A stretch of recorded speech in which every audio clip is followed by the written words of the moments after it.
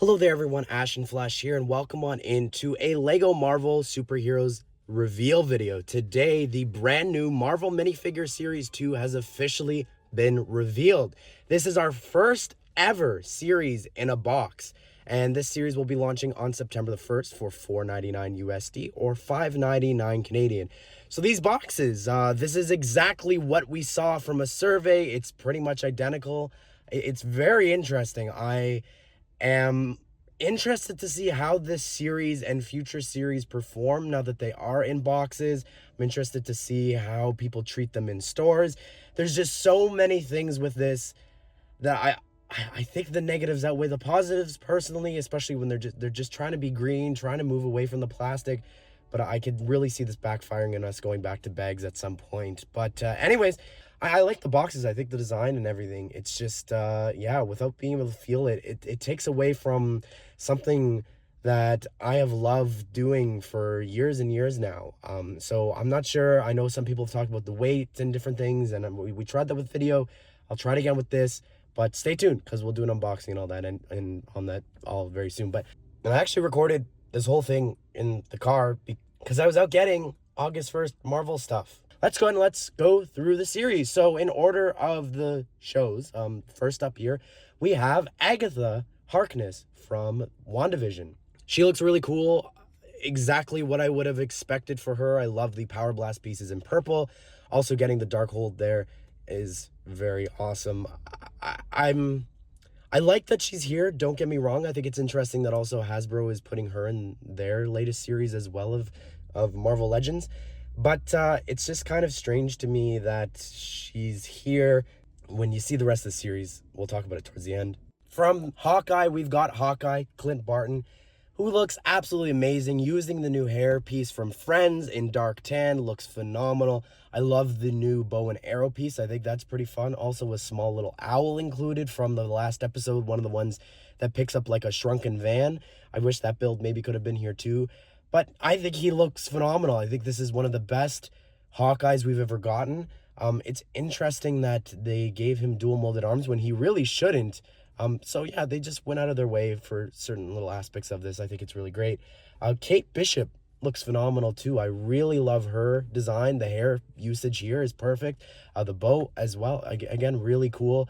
Her accessory there of the little pizza box, that's really fun. And of course, we've got Lucky, the pizza dog there. So that's really cool that they decided to include him here in the series. Looks great using that piece. From Moon Knight, we've got Moon Knight, and this is probably my favorite figure in the series. I love just how he's come out. Like, it just looks phenomenal.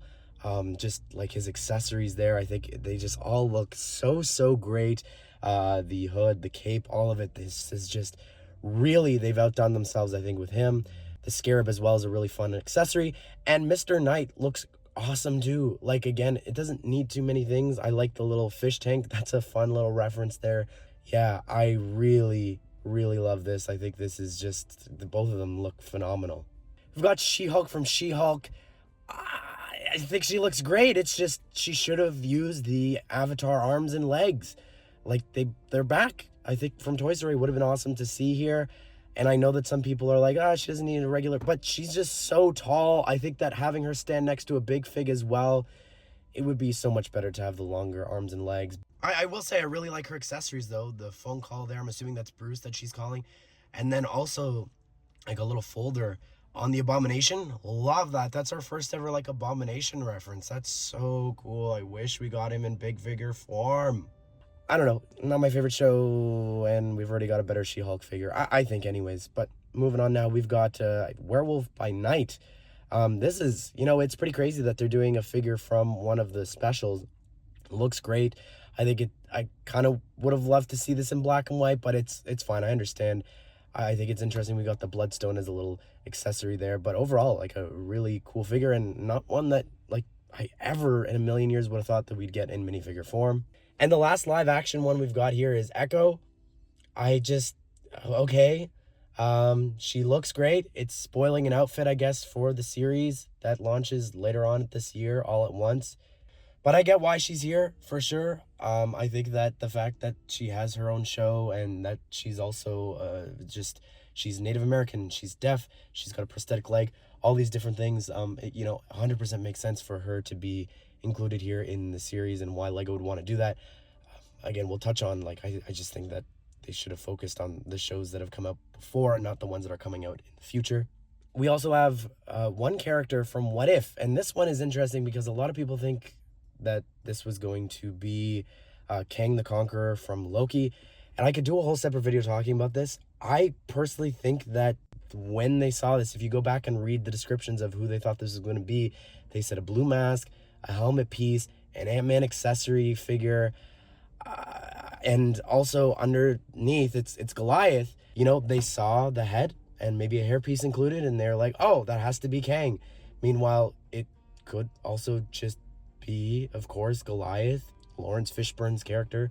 So yeah, I don't think that Kang was ever cut. There was never any mention of a disc for him to stand on. There was never any mention of a cape, a neck accessory, any of those things. All of the descriptions, a helmet piece, all these things, it could have just applied to Goliath. There was never any talk of anything specific for Kang, except for an Ant-Man accessory, which is also here.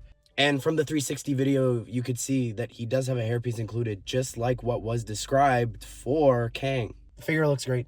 There's other merch for him too. Not necessarily the choice I would have gone with for What If, but my absolute least favorite figure in this series is Wolverine. I'm Canadian, he's Canadian, and I'm so angry that this Canuck is in the set. He just should not be here. We've gotten so many figures of him. I don't care that this is the best version of him. He's got some great printing. Wow, it's amazing. There's so many other X-Men characters that could have been here. There's so many other MCU characters that should have been in his spot. I will stand by that. I will die on that hill. He has created no new molds, no new pieces or anything here, just new prints. Also from the 360 video, there's a Widow's Peak hairpiece for him. Not sure why they didn't use the hairpiece that they've been using this whole time for Wolverine. I mean, I like his accessory. I think that's pretty cool. I will say the Sentinel head there and having it be damaged, I think is pretty awesome. Hopefully we get a Sentinel set or something, given how much they're loving X-Men right now. He should not be in this series. I don't get it. He came at a $10 mech. And just a reminder that minifigure series are not necessarily exclusive to the series anymore. We've seen them do this with Disney. I guarantee you, he's going to be ripped from here. He's going to be probably in the X-Mansion. Same with the rest of these characters here. With Storm. Yeah, okay, we've had Storm before, so it's like, I kind of wish it was a different X-Men character, a villain or something. She looks great, though. I love the hairpiece. Perfect for people from Fortnite. But anyways, I really love the whole white outfit. It looks great. Great contrast to like what we had before for her. And then also, lastly, this is the most exciting one out of the three. It's Beast. We've never gotten him before. I love the hair that they've created for him. I think that looks awesome. I love his little accessory, a little lab build there, whatever that is. And the face as well. There's one with like glasses. I love that we're getting Beast. Like, this to me is so much better and more exciting than the other two because we've never gotten him. And I can think of so many other X-Men characters that could have been here that could have used new pieces in a minifigure series. So, anyways, overall, I think it is a solid series. I don't think that this would have been my choice for these 12. I think the most noticeable here and the most frustrating that's absent is Miss Marvel. She should have been here over Wolverine, over Agatha returning to WandaVision. Like, she could have been in Series 3 when she gets her new show. I really stand by her not being here. I think this is so frustrating. And I wish that they focused on shows that have actually aired first instead of moving on to ones that haven't yet.